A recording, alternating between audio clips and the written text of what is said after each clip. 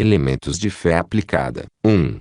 Toda adversidade traz com ela a semente de um benefício equivalente. A derrota temporária não é fracasso até que seja aceita como tal. Sabem onde a maioria das pessoas falha em relação à aplicação da fé? É quando são derrotadas e aceitam essa derrota como uma coisa sobre a qual não podem fazer nada. Em vez de começar imediatamente a procurar essa semente de um benefício equivalente que existe em toda derrota, elas se tornam deprimidas e tristes, desanimadas, e constroem complexos de inferioridade. Em vez disso, poderiam reverter a ordem e usar a derrota apenas como um ponto temporário a partir do qual farão outro esforço. Dizer que cada adversidade carrega com ela a semente de um benefício equivalente, que cada derrota e cada fracasso carregam a semente de um benefício equivalente, não teria nenhum significado para vocês a menos que eu fizesse uma aplicação dessa afirmação e desse exemplos e mais exemplos. Se examinarem exemplos suficientes em sua própria existência,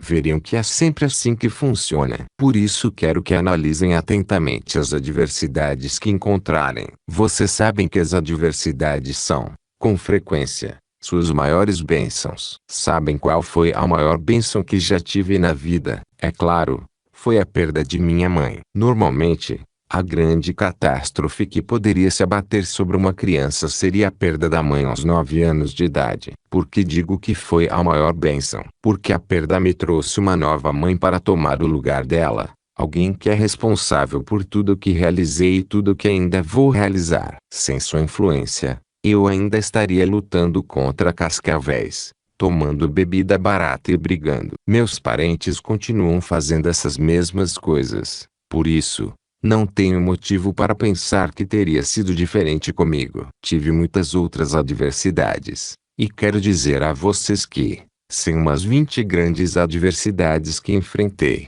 eu nunca teria sido capaz de buscar a solidez desta filosofia, a de que existe uma semente de benefício equivalente em cada adversidade. Vocês conseguem imaginar alguma adversidade pior para um homem do que ser informado de que seu filho nasceu sem orelhas e seria surdo e mudo para sempre? Conseguem imaginar alguma coisa pior que isso? Serei sempre grato porque, graças ao meu contato com inteligência infinita, meu filho foi provido com uma espécie de sistema auditivo que deu a ele 65% de sua audição normal e, depois de um tempo, 100% com um aparelho auditivo moderno. Ele aprendeu a viver uma vida normal, e eu tive a maior demonstração de toda a minha vida do poder da fé. Não teria conseguido nada disso de outro jeito. Não poderia ter sido indiretamente. Tinha que ter sido em primeira mão. Nunca aceitei o sofrimento daquela criança, nem antes de vê-lo, nem mesmo depois de vê-lo. Nunca o aceitei. Os parentes dele aceitaram. Queriam colocá-lo na escola para portadores de necessidades especiais,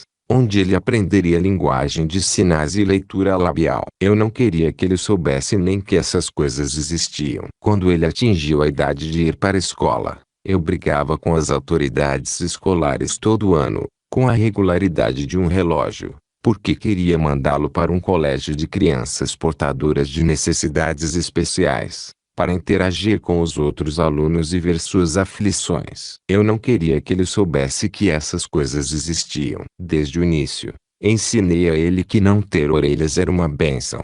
E ele acreditou. A compaixão levava as pessoas a fazerem por ele coisas que não teriam feito em outras circunstâncias. Ele arrumou um emprego de vendedor do Saturday Evening Post e superou todos os outros pelos Estados Unidos. Era comum sair com os $5 em mercadoria e voltar com os $10 em dinheiro. Fez isso muitas vezes. As pessoas olhavam para ele e diziam: porque esse pobrezinho sem orelhas está vendendo jornais. Os pais devem ser pobres. Davam a ele uma nota de $1, e quando ele tentava devolver o troco, diziam: ah, filho, pode ficar para você. Assim, era comum ele vender por $1 cada exemplar do Saturday Evening Post. Hoje, sem tomar conhecimento de nenhuma aflição, ele levou uma vida perfeitamente normal, porque ensinei a ele que a aflição, qualquer tipo de aflição, pode ser transformada em benefício. 2. Fé aplicada requer o hábito de afirmar o objetivo principal definido na forma de oração uma vez por dia,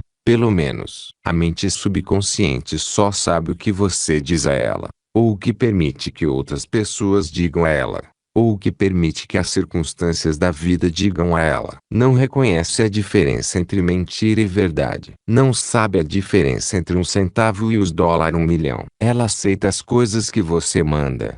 E se você mandar pensamentos predominantes de pobreza, doença e fracasso, isso é exatamente o que vai ter. Por mais que possa ter fé mais tarde, você vai descobrir que o subconsciente responde à atitude mental que você mantém durante o dia. É necessário que afirme muitas e muitas vezes os objetivos que vai alcançar na vida, até educar seu subconsciente a atrair automaticamente as coisas que se identificam com o que você pretende alcançar na vida. Você vai descobrir que sua mente é como um ímã, e que quando a carrega com uma imagem clara do que quer, ela atrai para você as coisas de que precisa para realizar esse objetivo. 3. Reconhecimento da existência de uma inteligência infinita que ordena todo o vasto universo. Você é uma expressão diminuta dessa inteligência, e, como tal, sua mente não tem limitações, exceto aquelas aceitas ou impostas por você mesmo. Vou repetir a afirmação. Sua mente não tem limitações, exceto aquelas que você permite que sejam estabelecidas ou que você aceita ou impõe a ela deliberadamente. Essa é uma afirmação muito ampla. No entanto, as realizações de homens como o Sr. Edison, Sr. Ford, Sr. Carnegie e Napoleão Hill, por favor, sustentam, sem dúvida nenhuma, a ideia de que não há limites, exceto aqueles que você impõe à sua mente. Se eu tivesse hesitado por um segundo em minha crença sobre o que ia fazer, desde que comecei a trabalhar com o Sr. Carnegie até o momento em que dei esta filosofia ao mundo, jamais teria conseguido. Como fiz isso? Vocês têm alguma ideia de qual foi a parte mais importante nessa minha realização? Não foi meu brilhantismo, nem minha inteligência excepcional. Não sou mais brilhante que a média das pessoas, nem mais inteligente que a média das pessoas, mas acreditei que podia fazer aquilo e nunca parei de acreditar. Quanto mais as coisas ficavam difíceis, mais eu acreditava que conseguiria. Se você consegue ter essa atitude em relação a si mesmo, permaneça ao seu lado quando é atingido pela adversidade, ou quando as pessoas estão contra você, em vez de ficar contra você mesmo.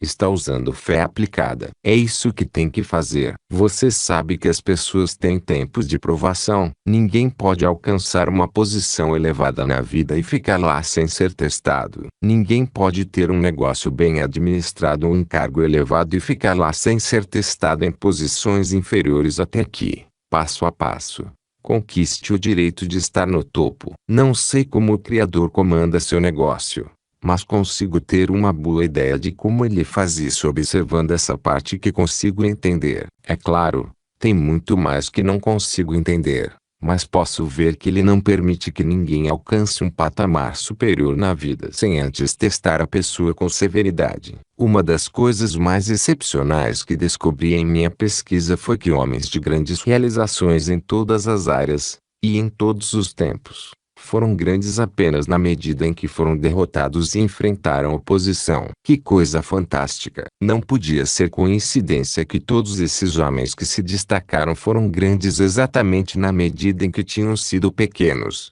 desafiados e obrigados a se esforçar. Eu costumava contar minhas primeiras lutas e falar das minhas derrotas. Meu gerente comercial disse que não era uma boa ideia. Eu acho que é uma boa ideia. Por quê?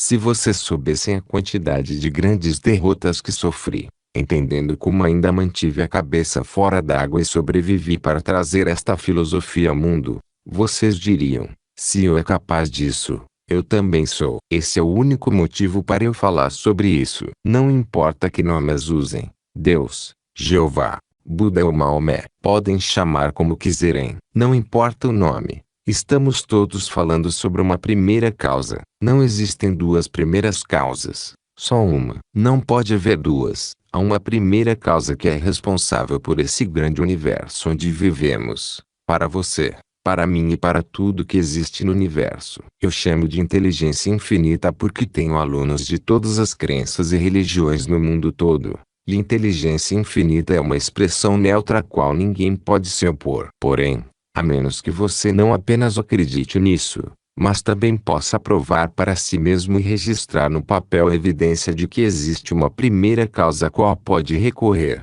não vai conseguir fazer o mais pleno uso desse plano definido. Um aluno me perguntou sobre o conceito de inteligência infinita e se significava a mesma coisa que Deus. Eu respondi, para mim, sim. Bem, ele continuou, pode provar a existência de seu conceito de Deus?